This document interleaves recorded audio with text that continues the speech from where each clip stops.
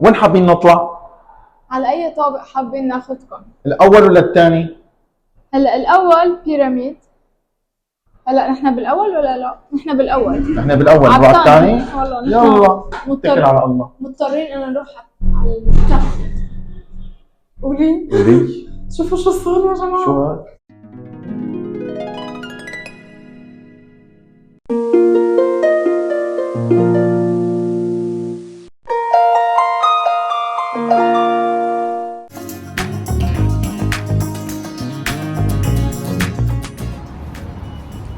برجليك اليمين حبيبي، برجليك اليمين. ايوه يا عين عليك. رح نورجيكم شيء رائع.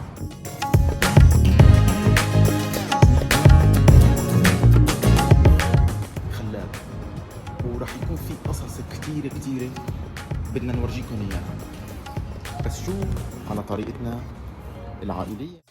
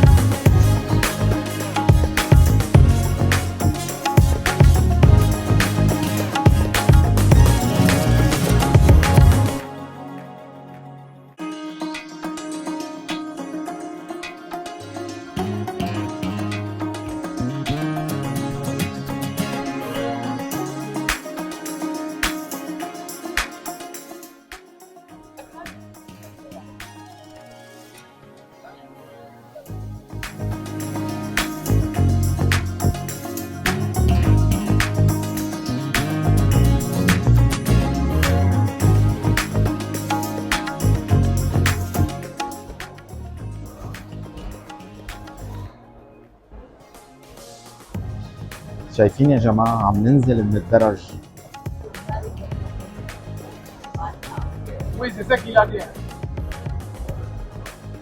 الأحلى من هيك إنه خلونا نمرق بسرعة وما نوقف لأنه معنا البيبي والعربية تبع البيبي. هلا حنطلع من هون. مرحبا حبايبي، اهلا وسهلا فيكم بحلقة جديدة مع عائلة هافانا لولو. اليوم رح يزوروا نحن وين؟ بمتحف اللوفر. لوفر، يعني اكبر من اكبر متاحف بالعالم. ولا بتدقيق سادس اكبر متاحف في العالم. تصوروا يا جماعه، يعني بدنا نحاول نورجيكم كل شيء موجود هون، كل شيء موجود هون واللي بنزل عليه طبعا، هذا شيء اكيد. وهلا رايحين نشتري التيكيتات، البطاقات.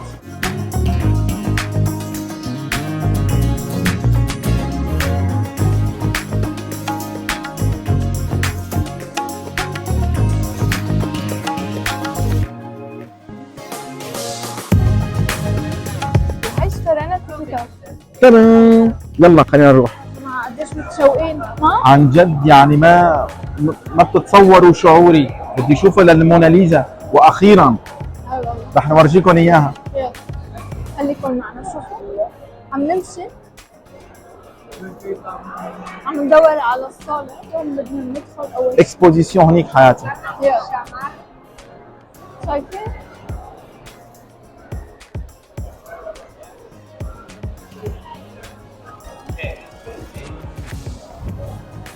اي والله كثير عجقه. شو اليوم؟ هلا نشوف اذا في اسانسور عشان نطلع. اليوم الاربعاء. شايفين كيف في عالم بلشت السياح تجي على فرنسا. يا سلام على حبي وحبك. وهلا عم نروح على الاسانسير عشان نطلع مع العربايه. اي لك انا حبيبي، رح نورجيكم متحف اللوفر ولوحه الموناليزا. لوفر. اوه ياه. ولي وهي اجا الاسانسير.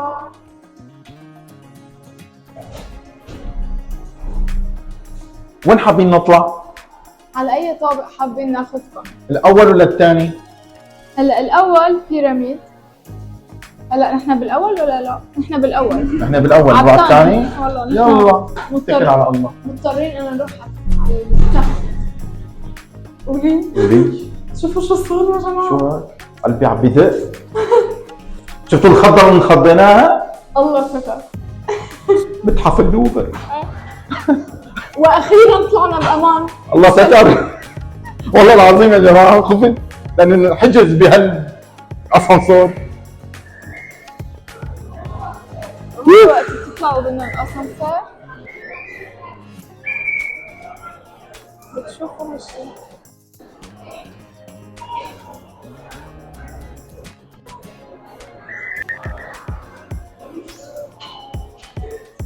وهي اول ما بتدخلوا عم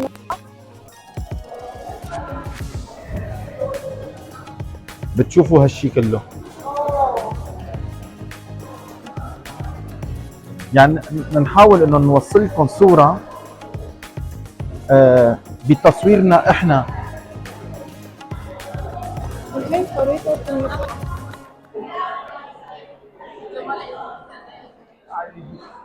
شايفين هاي وقت ندخل شوفوا في هالشي. هنبلش من هون، أول صالة ندخل عليها.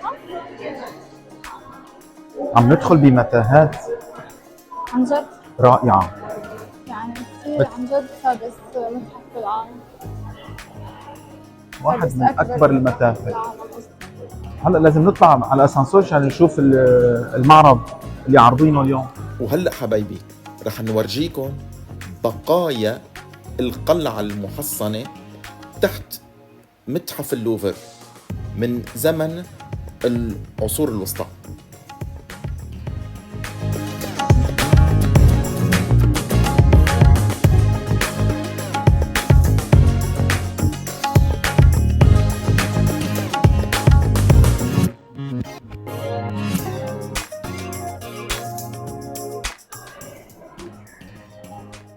هاد متحف اللوفر المصغر،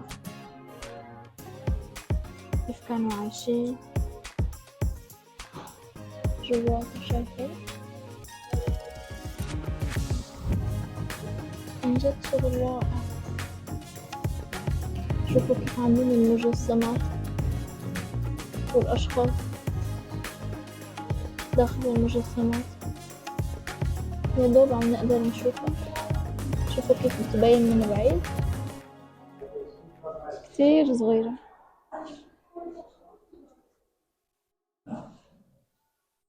واو. وهي خوذة موكب الشارل السادس ملك فرنسا من 1380 لحتى 1422. بتصوروا يا جماعة الأصلية.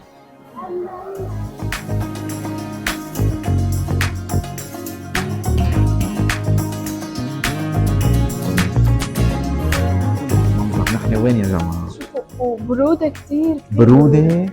وشايفين شايفين كل حجرة موجودة هون عمرها آلاف. عمرها آلاف السنين يا جماعة. كتير كتير قصص، شايفين قصص وحكايات. شوفوا هالمكان ما أحلى. يا إلهي، يا ريتنا كنا نقدر نزور ونطلع من الدرجات، الباب مسكر. بحس كأنه مثل أفلام الرعب هالدرج. انتوا شو رأيكم؟ يا إلهي، كله صورينهم يا حياتي. يشوفوا اللوفر من جهة تانية كمان.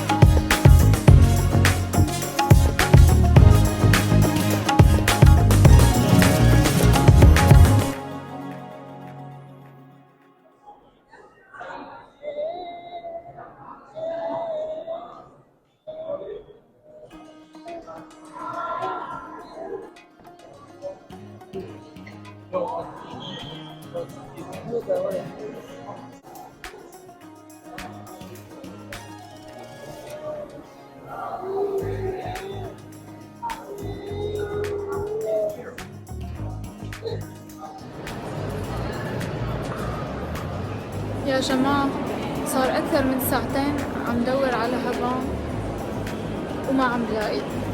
قد ما المتحف كبير ضيعنا بعض. وأخيرا يا جماعة رجعنا التقينا صار شو؟ بعد غياب ساعتين ونص. ساعتين ونص. هاي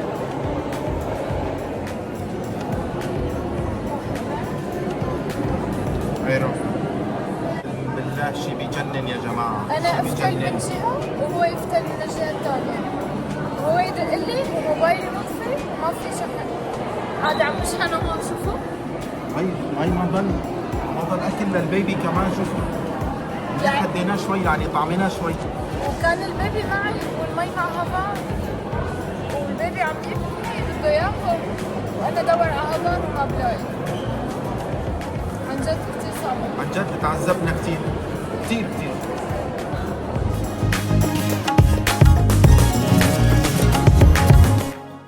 وهون عندكم التمثال اليوناني الأكثر شهرة عالميا على الإطلاق. اللي اسمه فينوس. بس لولو رجاء، وين راحت ايديها؟ والله في كتير أساطير بتقول عدة شغلات. في عالم كانوا يقولوا إنه ذراعيها كانت ممدودة وحاملة سلاح. وفي عالم تانية بتقول إنه ذراعها كانت بتحمل الثوب المخملي اللي لابسته. بس وين راحوا الله بيعلم. شايفين؟ في كتير أساطير عن هالموضوع. مزبوط، شايفين، بس ما بنعرف لحد هلا. انتوا اكتبوا لنا شو رأيكم، وين راحوا ايديها، وين راحوا؟ آه.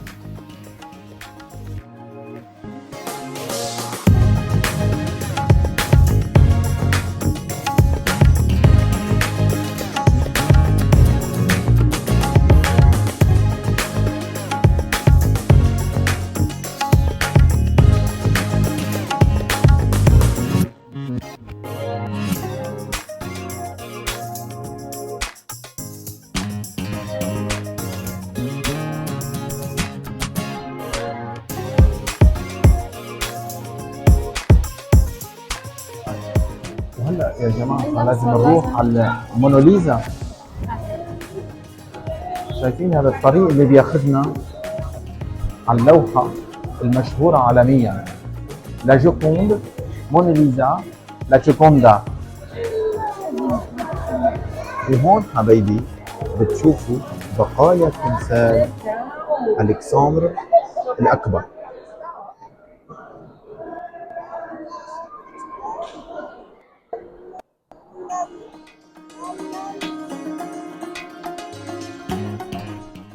وهلا وصلنا على الطابق الثاني لنورجيكم شيء خرافي.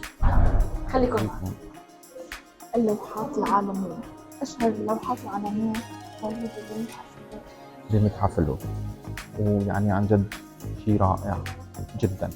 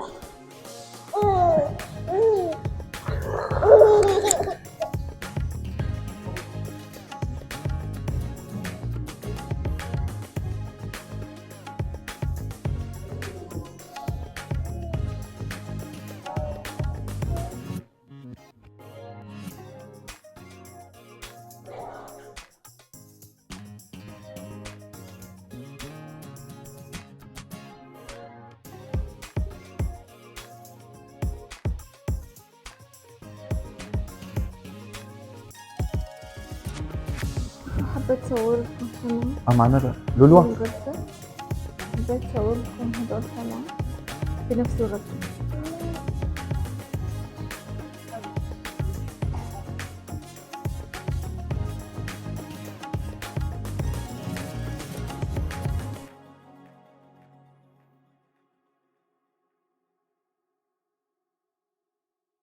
عن جد شي كتير حلو.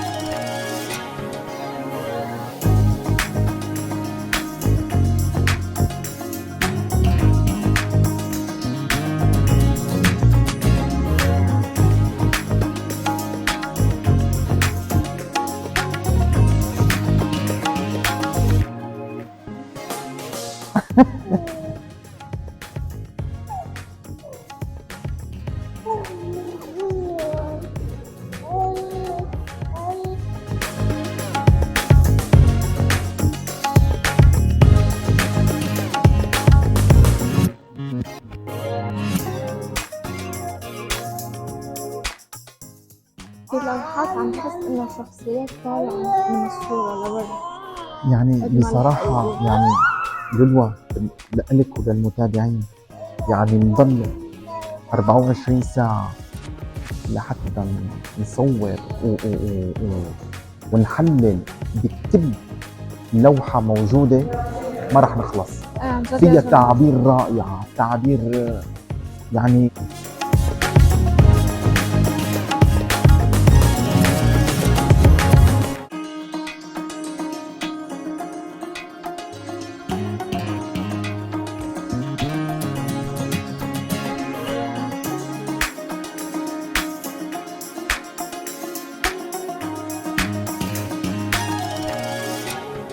وهون عندكم لوحة الفنان المشهور عالميا جان باتي.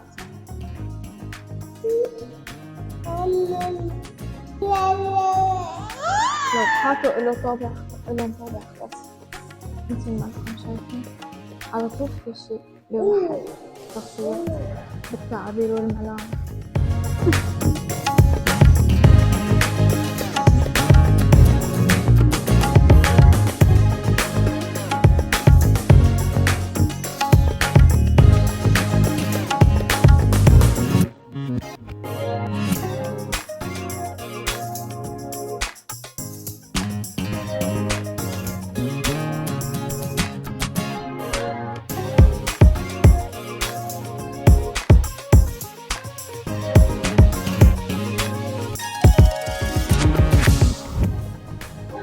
كل شيء عم بتشوفوه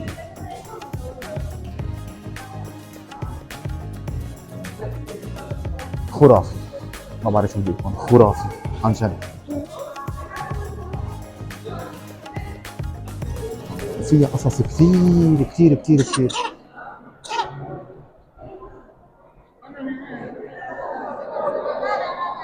شوفوا لي هالدخلة مع أحلاها. يعني عن جد ما بعرف شو بدنا نصور لكم، مو هذا؟ اي والله يعني هذا رجعت ساعة. كثير كثير قصص، كثير قصص وحكايات.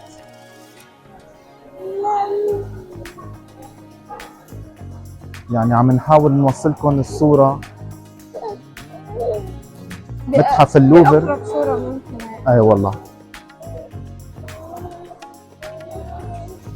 شايفة صورت لهم السقف حياتي، دقة السقف الموجودة.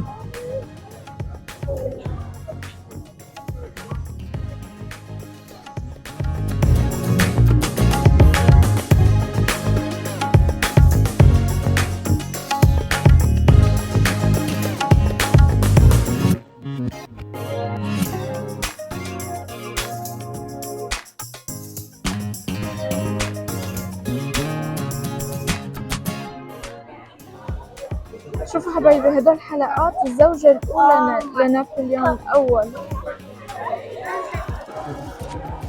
نرجع تاريخا لعام 1804 لعام 1814. وهالعقد اللي عم تشوفوه للزوجة الثانية لنابليون.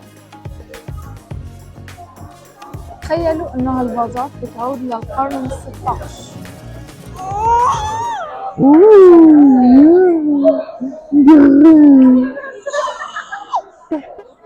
وهالأواني هاي بتعود لعام 1608 وفي منهم عام 1576.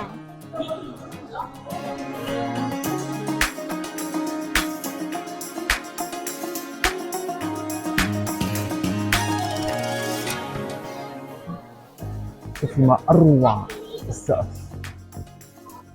يلا هاي المدخل اللي رح يودينا على لوحة الموناليزا. الموناليزا.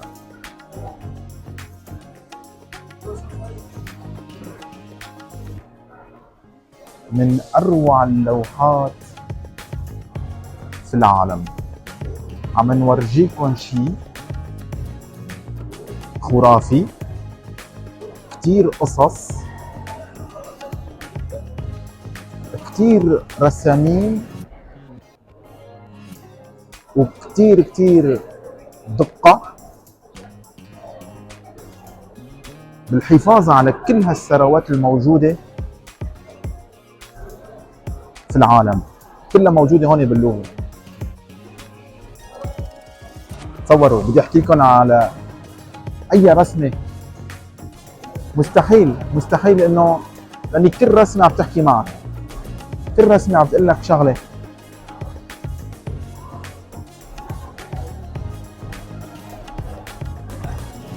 رح نحاول انه نوصل للموناليزا بشتى الوسائل. وهاي المدخل عشان نشوف لوحة السكان الموناليزا. اي والله تعبنا كثير لنورجيكم اياها يا جماعة، تعبنا كثير. نشوف هالقانون.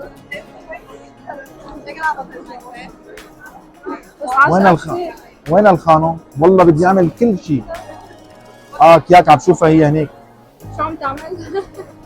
عم تستنانا لنصورها استنى العالم يصوروها. اول شيء لصور لك اياها، ثاني شيء للمتابعين.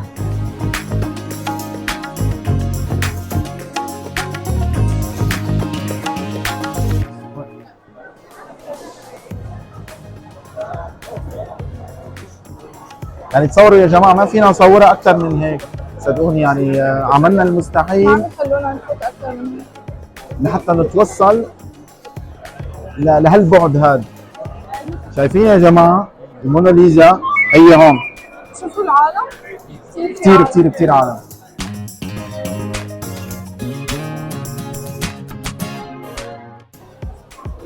شوفوا كيف عاملين خط ومانعين حدا انه يفوت اكثر من هيك.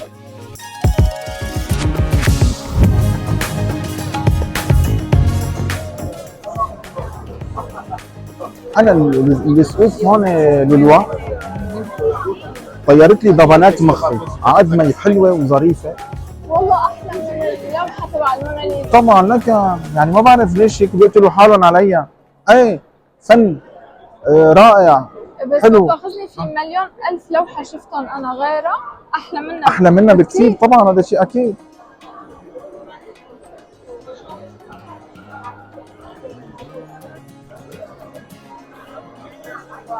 دلوا ما بدي ضيعك مرة ثانية يا عمري، فخلينا نكمل مسيرتنا بكل شيء عم نحاول نورجيكم اياه حبايبي.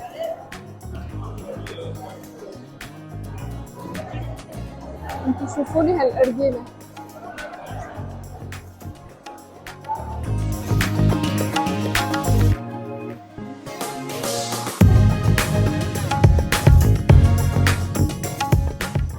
دلوا صاروخ. صورتيها.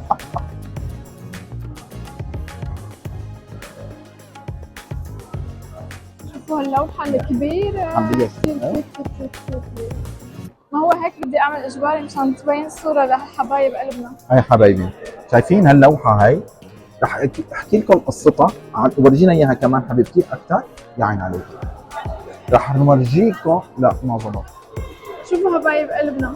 لوحة كثير كبيرة من وضخمة. اكبر اللوحات الموجودة بمتحف اللوفر، ورح نحكي لكم عن قصتها رح نورجيكم اياها على المضبوط.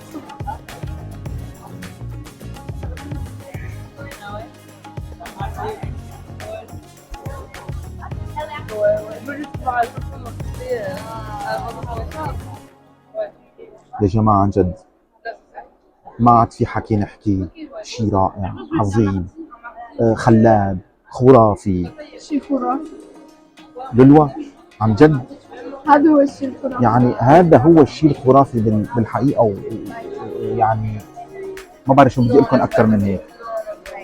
كل شيء كل شيء ورجيناكم اياه، يعني هي لمساتنا نحن، ان شاء الله تعجبكم ان شاء الله، وتعطونا ردة فعلكم بالكومنتات، وما تقصروا تكتبوا لنا.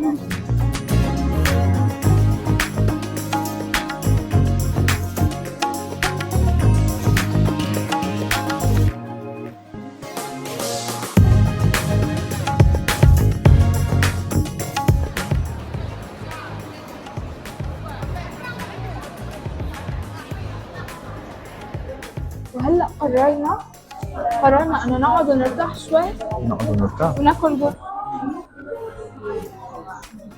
تفضلوا شوفوا، شايفين؟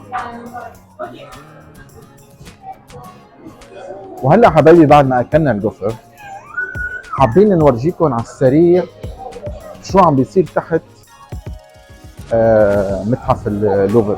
فرجين هدول حلوين كثير. شايفين؟ رح ورجيكم لحاله بالكاميرا. شايفين؟ قلت لكم انه في كثير قصص. هاي بتعرفوا ها بتجي من اعماق الارض من تحت.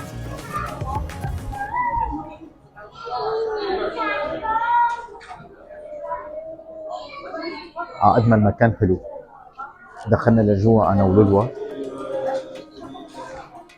عن جد الوان رائعه جدا، كلها حجار، يعني احجار كريمه كمان. رح لف لكم لفه بالبوتيك وراجع لكم. شايفين حبايبي؟ يا إله، شوفوا الالوان، اللهم صل على النبي، يا سبحان الله.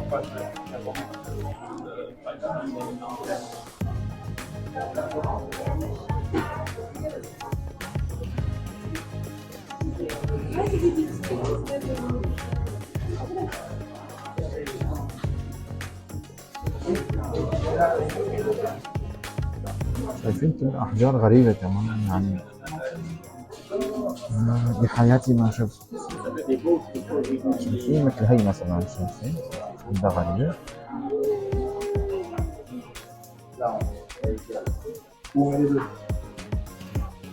شايفين حبايبي جمال القطعة الموجودة هون، قطعة نادرة عن جد.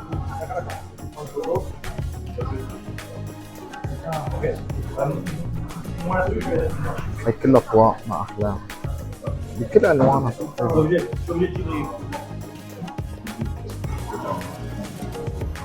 شايفين هاللون الأزرق ما أحلاه؟ يا إلهي، هذا كله جاي من تحت الأرض. شوف هذا مثل الكريستال، شايفين؟ هذا كله مشتغلين عليه طبعا، شايفين؟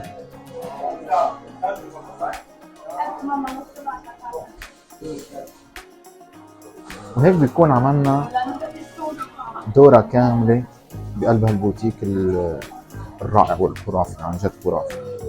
شايفين؟ وين ما تدير راسك بتلاقي أحجار كريمة. تقولوا شوفوا هون، تقولوا حلزونات يا جماعة. يلا خلينا نشوفكم شيء ثاني. هي بتقلها 32 كيلو، 1800 يورو. تصوروا، شفتوا الزخرفة اللي فيها؟ وهي كلها تحت اللوفر مثل ما قلت لكم، محلات لتشتروا هدايا كمان لحبايبكم. شايفين كل شيء موجود هون يا جماعة. حتى السيارة ضيعناها اليوم. عم ندور على السيارة. او لا سي با فراي. وهلا دلونا على مكان مشان ندخل ندخل دلونا على مكان سيارتنا. على باركينج تاني. شو بدي لكم؟ فرطنا اليوم، فرطنا عن جد. اللوفر عن جد شيء بيجنن، يعني بده يكون في جزء 2 و3 و4 ممكن يكون. لاني راح نفاجئكم كثير. هذا اول يوم من تصويرنا لمتحف اللوفر. يا جماعة شوفوا نحن وين؟ حبينا هلا نورجيكم طلعنا. الإطلالة. طلعنا من الباركينج اللي كنا علقانين فيه. صوروا وشوفوا هالجمال هذا. لأنه كنا في باركينج ثاني، فهلا رايحين على باركينج السيارة تبعنا، إن شاء الله نلاقيه. ونفس الوقت عم نورجيكم المناظر الحلوه. ايه هبونا، شو أكثر شيء حبيته بالمتحف؟ الشيء اللي حبيته كثير كثير شغلات. ما فينا نصور لكم اياه بيوم واحد. ثاني شيء راح يكون في عده اجزاء مثل ما قلت لكم من شوي. وراح سؤالي إنه شو أكثر فاجئكم شيء حبيته؟ كثير شغلات، كثير شغلات لسه نحن ما زرناها. بس احلى شيء الديكور، المنظر، النظافه. أنا أكثر لوحة حبيتها هي. وانا حبيت هي. شوفوا لي هالمنظر.